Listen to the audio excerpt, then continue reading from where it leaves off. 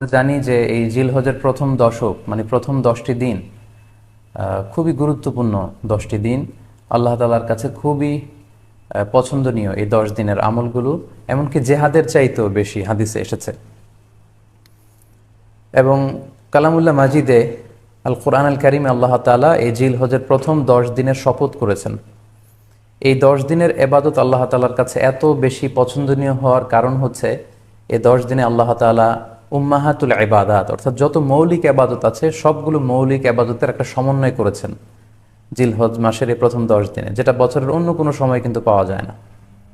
কারণ এই 10 দিনের ভেতরে সালাত আছে, নফল সিয়াম আছে, সাদাকা আছে, কুরবানি আছে, হজের প্রসঙ্গটা আছে, যেটা বছরের অন্য কখনো এরকম উম্মাহাতুল ইবাদত অর্থাৎ যত মৌলিক আবাদত আছে সব মৌলিক আবাদতের কম্বিনেশন সমন্বয় বছরের কোনো সময় কিন্তু আসলে হয় না, যেটা হয়ে থাকে জিলহজ মাসের প্রথম এই 10 দিনের ভেতর। এজন্য এই 10 দিনের এবাদত আল্লাহ তাআলার কাছে অত্যন্ত বেশি প্রিয়।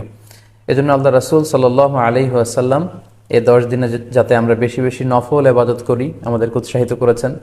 পাশাপাশি আমরা যেন বেশি বেশি তাহমিদ, তাহলিল, তাকবীর দিয়ে এই 10টি দিনকে মুখরিত করে রাখি, এজন্য তিনি আমাদেরকে আদেশ করেছেন। এজন্য এই 10টি দিনে আমরা যেন বেশি বেশি সুবহানাল্লাহ ওয়ালহামদুলিল্লাহ লা ইলাহা ইল্লাল্লাহু আল্লাহু আকবার এই আজকারগুলো যেন আমরা বেশি বেশি পড়ি। এবং আরাফাতের সিয়ামের ব্যাপারে আল্লাহ রাসূল সাল্লাল্লাহু আলাইহি ওয়াসাল্লাম আশা করেছেন যে 9 জিলহজের যে নফল সিয়ামটি অর্থাৎ আরাফার রোজা, এই আরাফার রোজা যে ব্যক্তি রাখবে আল্লাহ রাসূল সাল্লাল্লাহু আলাইহি ওয়াসাল্লাম বলেন যে আমি প্রত্যাশা করি এই সিয়ামের বদৌলতে বিগত একটি বছরের এবং সামনের একটি বছরের যত পাপ হবে এই পাপগুলোকে আল্লাহ তাআলা আমাদের জন্য ক্ষমা করে দিবেন। এবং জিলহজের 9 তারিখ ফজর থেকে কিন্তু আমাদেরকে ওয়াজিব তাকবীর পাঠ করতে হয়, আমরা জানি। সেটা শুরু হয় আরাফার দিন ফজর থেকে।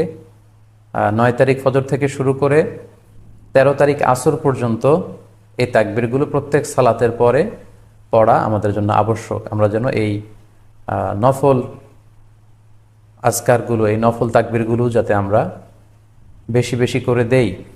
এবং যারা কুরবানি করার জন্য ইচ্ছা পোষণ করেছেন তারা যেন এই 10 দিনের আগেই তাদের মাথার চুল এবং নখ কেটে পরিচ্ছন্ন হয়ে যান।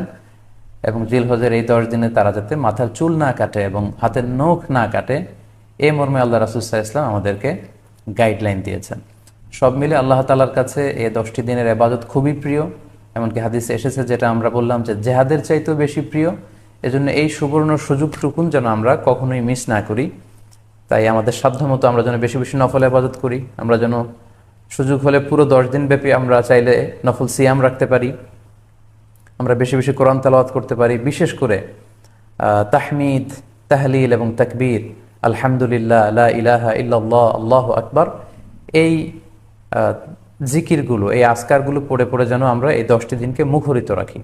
আল্লাহ তাআলা জিলহজ মাসের যে মাহাত্ম্য এবং বারাকা তিনি আমাদের জন্য দিয়েছেন, এগুলো যেন আমরা বেশি বেশি হাসিল করতে পারি। আমিন ইয়া রাব্বাল আলামিন। জিলহজের প্রথম দশক শুধু কোরবানির পশু কেনা বেচার দশক নয়, এই দশক ইবাদতের দশক, এই দশক আমলের দশক।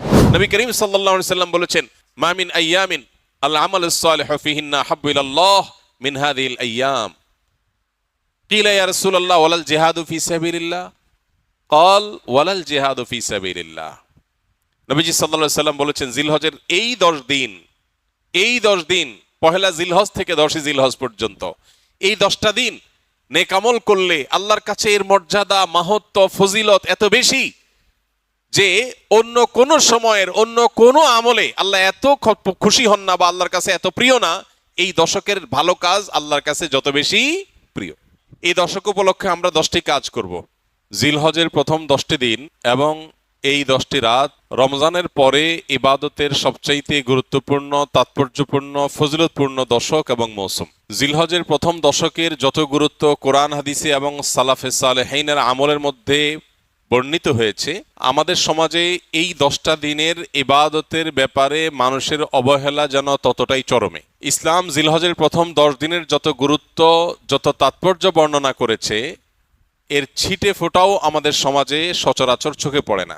আমরা কোরবানির পশুর হাট কিংবা গরু ছাগলের আনাগোনা দেখে জিলহজ মাস আসছে সেটা টের পাই, অনুভব করতে পারি। অথচ সাহাবা ইকরাম রিদওয়ানুল্লাহি তাআলা আলাইহিম আজমাইন তারা জিলহজের প্রথম 10টি দিন ইবাদতের ব্যাপারে এত বেশি মাশগুল হতেন, এত বেশি রত থাকতেন যে তাদের বাজারে ঘাটে জিলহজের প্রথম দশকের আলামত বোঝা যেত। সাহাবী আবু হুরায়রা রাদিয়াল্লাহু তাআলা আনহু এবং কোন সাহাবী জিলহজের প্রথম দশক এলে বাজারে যেতেন শুধুই তাকবীর পাঠের উদ্দেশ্যে, কোনো কেনা বেচার উদ্দেশ্যে না। উদ্দেশ্য ছিল বাজারে গিয়ে বাজারে দুনিয়াদারিতে মগ্ন মানুষগুলোকে জিলহজের প্রথম দশকের ইবাদতের ব্যাপারে স্মরণ করানো। এই জন্য বাজারে গিয়ে এই দশকে বলতেন আল্লাহু আকবার, আল্লাহু আকবার, লা ইলাহা ইল্লাল্লাহু, আল্লাহু আকবার, আল্লাহু আকবার ওয়া লিল্লাহিল হামদ।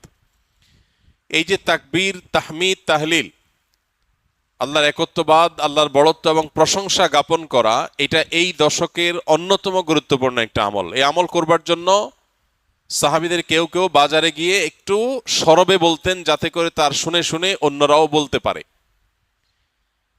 মিডল ইস্টের কোন দেশের কোন এলাকাতে একটি চমৎকার দৃশ্য জিলহজের প্রথম 10 দিন উপলক্ষে দেখা যায়। সেটা হলো বিভিন্ন বাসাবাড়ির গেইটে, গ্যারেজে, বিভিন্ন সুপার শপ, শপিং মল, ছোট বড় দোকান ইত্যাদিতে ছোট্ট একটা ডিভাইস সেট করে সেখানে তাকবীরের অডিও অনবরত চালু করে রাখা হয়। মৃদু ভলিউমে হালকা আওয়াজে যে তাকবীরের ধ্বনি চালানো হয়, এটার উদ্দেশ্য পথচারী বা আশপাশ দিয়ে যারা যাবে তাদের জন্য স্মরণ হয় যে এই দশকে নবী আলাইহিস সালাম নির্দেশ করেছেন ফাকসিরু ফিহিন্না মিনাত তাকবীরি ওয়াত তাহলিলি ওয়াত তাহমিদ। এই দিনগুলো যখন আসবে এবং তাকবীরের তাশরিকের আইয়ামে তাশরিকে যে দিনগুলো আছে সেগুলোতেও আল্লাহর একত্ববাদের বর্ণনা লা ইলাহা ইল্লাল্লাহ বলার মাধ্যমে, আল্লাহর বড়ত্বের বর্ণনা আল্লাহু আকবার বলার মাধ্যমে, আল্লাহর প্রশংসার জ্ঞাপন আলহামদুলিল্লাহ বলার মাধ্যমে বেশি বেশি যেন করি আমরা। নবীজি নির্দেশ করেছেন তোমরা এই দিনগুলোতে বেশি বেশি লা ইলাহা ইল্লাল্লাহ, আল্লাহু আকবার, আলহামদুলিল্লাহ এগুলো পাঠ করবে। এই জন্য ভাইরা আমার, আমাদের কর্তব্য হলো জিলহজের প্রথম দশকের ইবাদত, এর তাৎপর্য, এর আমল, এর গুরুত্ব, এর মাহাত্ম্য এই সম্পর্কে সমাজে জানাশোনা যেন বাড়ে, সচেতনতা যেন বাড়ে। এই হারিয়ে যাওয়া বা অনেকটাই মানুষের আমল থেকে সরে যাওয়া, ছুটে যাওয়া এই বিষয়টাকে যেন পুনরায় জিন্দা করা যায়, এই জন্য আমাদের ভূমিকা রাখা দরকার।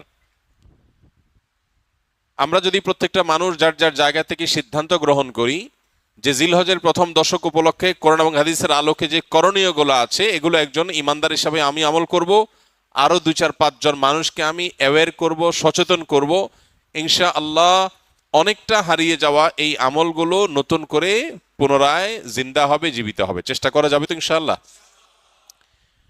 প্রিয় ভাইরা আমার, আমাদের মধ্যে কেউ যদি বাজারে যায়, চায়ের দোকানে যায় এবং যে একটু যদি জোরে আল্লাহু আকবার, আল্লাহু আকবার, লা ইলাহা ইল্লাল্লাহু, আল্লাহু আকবার, আল্লাহু আকবার, লিল্লাহিল হামদ, তাকবীর, তাহমিদ, তাহলিল যদি পাঠ করে, কোনো কাজ নাই, কোনো কারণ নাই, চায়ের দোকানের আড্ডার মধ্যে গিয়ে একটু উচ্চস্বরে তাকবীর পাঠ করেছে কেউ, তাহলে সমাজের মানুষ সেটাকে নেগেটিভলি দেখবে, মনে করবে লোকটার মাথায় সমস্যা কিনা, হঠাৎ করে তাকবীর কেন বলল।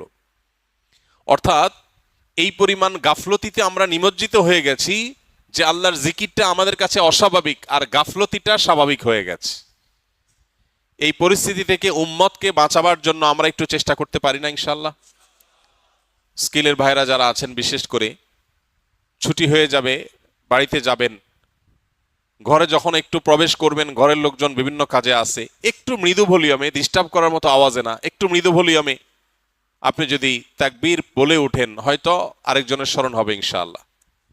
আমরা এখানেও যে কয়দিন আসি, আমরা বাহির থেকে এসে রুমে প্রবেশ করলাম বা কয়েকজনের মধ্যে প্রবেশ করলাম, তখন যদি একটু সরবে পড়ি এই উদ্দেশ্যে যাতে করে অন্যের স্মরণ হয়, তাহলে হয়তো আমলটা জিন্দা হবে। জিলহজের প্রথম দশক উপলক্ষে আমাদের সবগুলো মনিটরে ইনশাআল্লাহ এই দশকে তাকবীরের ধ্বনি উচ্চারিত হতে থাকবে মৃদু ভলিউমে, যাতে করে অন্যদের স্মরণ হয়। এই সবগুলোর উদ্দেশ্যই হলো জিলহজের প্রথম দশককে আমরা ইবাদত এবং আমলের একটা দশকে পরিণত করব ইনশাআল্লাহ। রমজান মাসে আলহামদুলিল্লাহ কম হোক, বেশি হোক, ভুল হোক, ভালো হোক, মন্দ হোক, মিলিয়ে ঝুলিয়ে আমল করার একটা চেষ্টা আমাদের সমাজে আছে, কিন্তু জিলহজের প্রথম দশক উপলক্ষে নেক আমল বা ইবাদতের তেমন কোনো কাজ দেখা যায় না। কাজ একটাই, কোরবানির গরু ছাগল কেনা বেচা। এছাড়া এই দশকের আর কিছু চোখে পড়ে? চোখে পড়ে না। আপনারা বিভিন্ন এলাকার মানুষ আছেন, আমি আপনাদেরকে উদাত্ত আহ্বান রাখতে চাই, অনলাইনে আমাদেরকে যারা শুনছেন তাদেরকে উদাত্ত আহ্বান রাখতে চাই। অনেক কোরবানির গরু ছাগলের হাটে মাইক লাগানো হয় নানান ঘোষণা, অ্যানাউন্সমেন্ট ইত্যাদি করার জন্য। আমি লক্ষ্য করেছি খুবই দুর্ভাগ্যজনকভাবে যে কোরবানির পশু কেনা বেচার হাটের অর্থনৈতিক সুফল বিপুল পরিমাণে, আর্থসামাজিক উপকারিতা অনেক বেশি, এটাকে ঘিরে হাজার হাজার লক্ষ লক্ষ মানুষের জীবিকার ব্যবস্থা হয়। এই দেশ পশু পালনে অনেকটা স্বয়ংসম্পূর্ণ, পশুর গোশত যতটুকু আমাদের প্রয়োজন হয় তার জন্য স্বয়ংসম্পূর্ণতা অর্জন করেছে শুধু কোরবানির খাতিরে। সারা বছর একটা বাছুর লালন পালন করার পর বা 2 বছর লালন পালন করার পর যখন বাজারে বিক্রি করে, কেউ একজন গরিব মানুষের সংসার পালার মতো টাকা হয়ে যায়। বহু মানুষের জীবিকা এই কোরবানির এই ইবাদতের মাধ্যমে আল্লাহ তাআলা ব্যবস্থা করেছেন।